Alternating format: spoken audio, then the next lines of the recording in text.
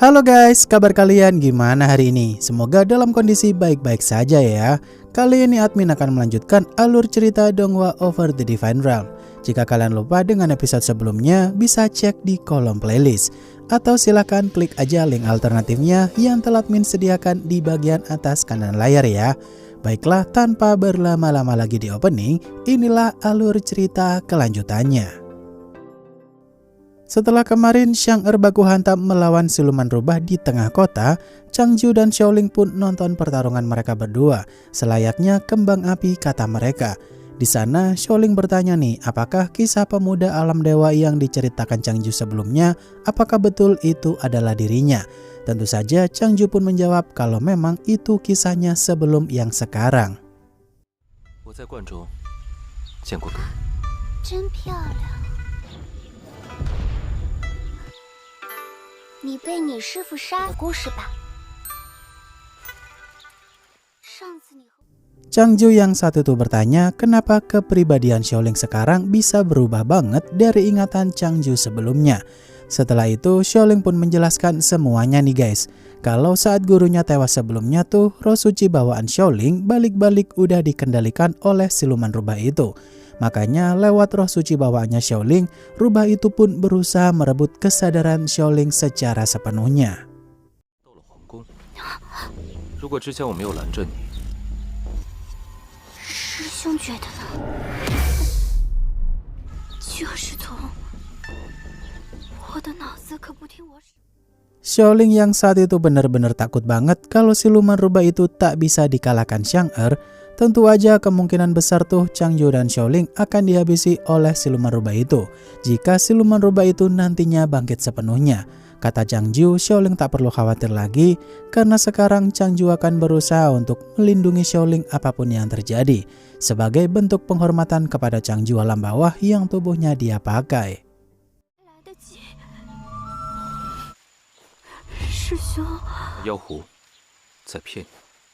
陆姐姐，师兄，你不知道他到底有多强。 我会救你的。 Di sisi lain, Xiang-Er yang bertarung melawan siluman rubah di atas langit. Saat itu Xiang-Er bisa menghindari semua serangan siluman rubah di sana nih guys. Kata siluman rubah itu, kenapa Rana Xiang-Er yang harusnya di bawahnya saat ini masih bisa melawannya? Kata Xiang-Er, dia bisa memanipulasi beberapa elemen alam di sekitarnya sana berkat bantuan dari Phoenix api milik ibunya.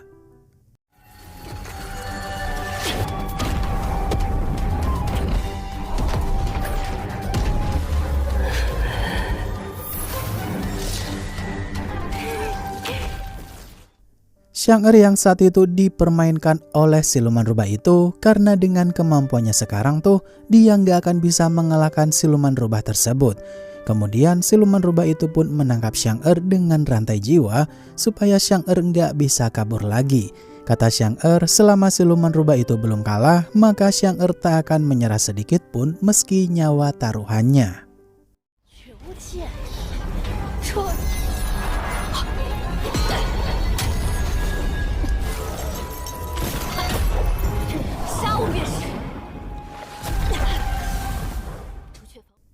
Xiang-Er yang saat itu menghancurkan secara paksa rantai jiwa milik siluman rubah itu. Di sini Xiang-Er pun nyuruh pedangnya tersebut kembali ke sarung pedangnya itu nih guys. Dimana karena payung Xiang-Er yang merupakan sarung pedang tersebut kemarin dimakan oleh siluman rubah itu, tentunya pedang Xiang-Er pun auto mengejar siluman rubah tersebut.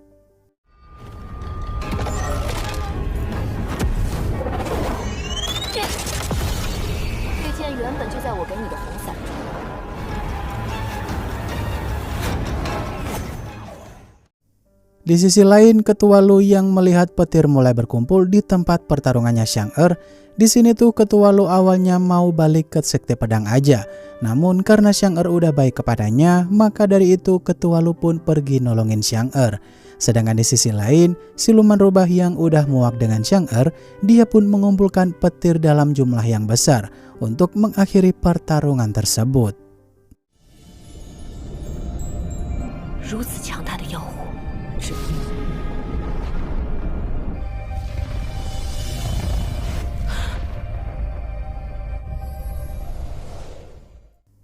Xiang Er yang auto full senyum melihat siluman rubah itu mulai masuk ke dalam rencananya.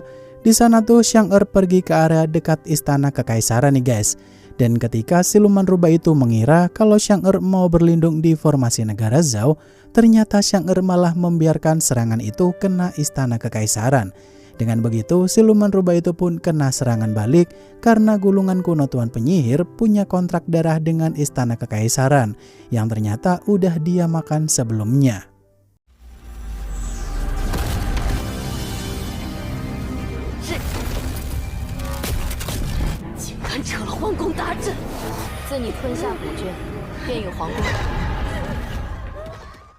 Siluman rubah yang benar-benar marah banget kepada Xiang Er karena sebagian jiwanya tuh harus terluka parah.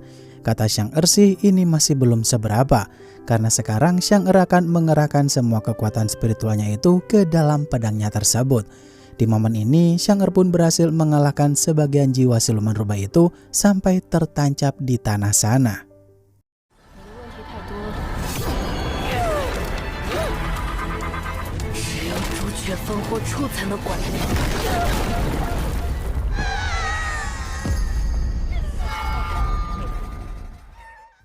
Xiang Er yang saat itu pergi dari sana untuk mengaktifkan formasi pelindung negara Zhao.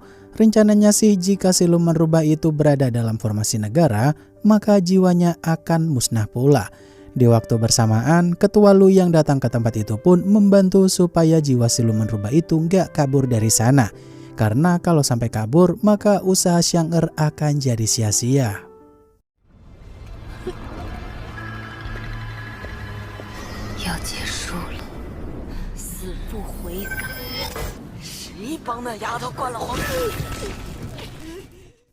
Ketua Lu yang saat itu cukup bingung kemanakah satu jiwa siluman rubah lainnya, karena di tubuh cewek itu tuh hanya ada 2 jiwa aja.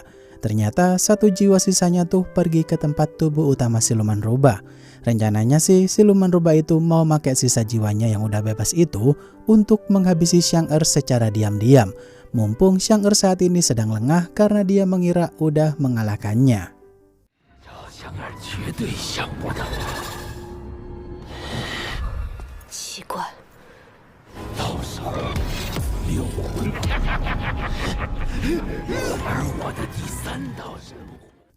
Siluman rubah yang saat itu tak sadar kalau yang dia serang saat itu bukanlah Xiang Er. Di momen ini siluman rubah itu pun mencabut kunci formasi pelindung negara Zhao saat itu nih guys. Kemudian dia juga membebaskan 2 jiwa yang ditahan Ketua Lu sebelumnya. Saat itu siluman rubah tersebut begitu sombong kalau tak ada yang bisa menghentikannya, padahal yang dia serang saat itu adalah asistennya Xiang Er yang hanya nyamar sebagai pengalihan doang.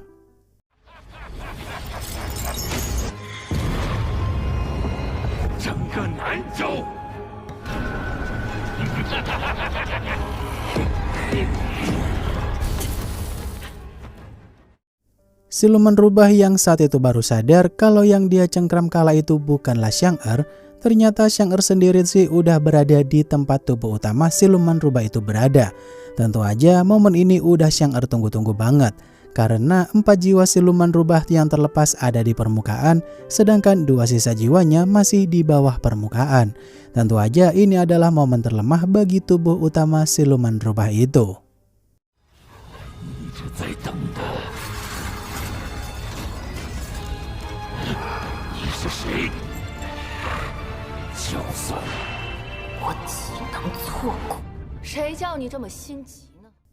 Siluman rubah yang saat itu dibikin kaget kalau Xiang Er ternyata bisa mencabut pedang negara Zhao.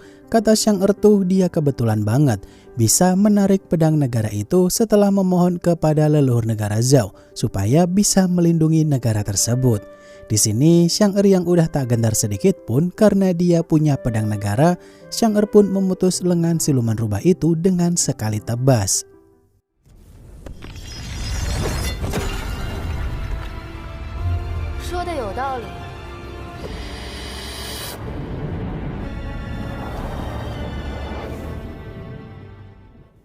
Xiang Er yang saat itu full senyum melihat siluman rubah itu kehilangan 1 lengan karena sebagian jiwanya di atas permukaan ikut kehilangan lengan pula. Di sini Xiang-Er pun nyerang siluman rubah itu sekali lagi tepat di bagian dadanya. Namun karena siluman rubah itu masih sombong banget, Xiang-Er pun memutus lengan satunya siluman rubah itu sekali lagi.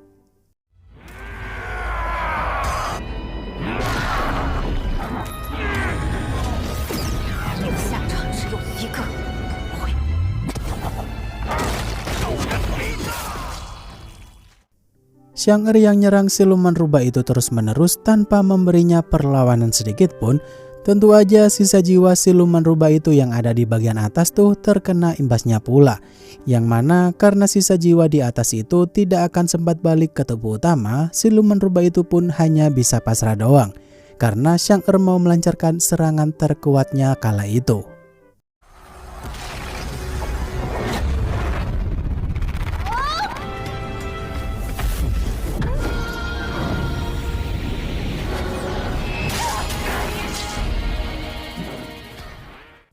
Xiang-Er yang saat itu melancarkan serangan terkuatnya di sana dan langsung menargetkan kepala siluman rubah itu.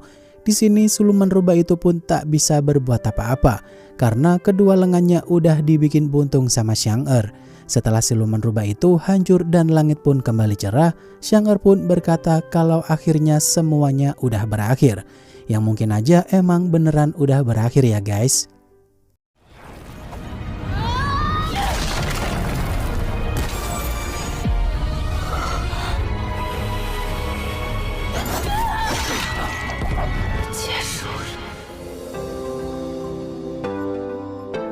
Wah, menurut kalian siluman rubah itu bener-bener kalah nggak tuh guys? Kalau kalah ya sayang banget ya kalau Changju sebagai MC nggak bantuin sama sekali. Untuk lanjutannya sabar ya guys, karena episode berikutnya tuh rilis minggu depan.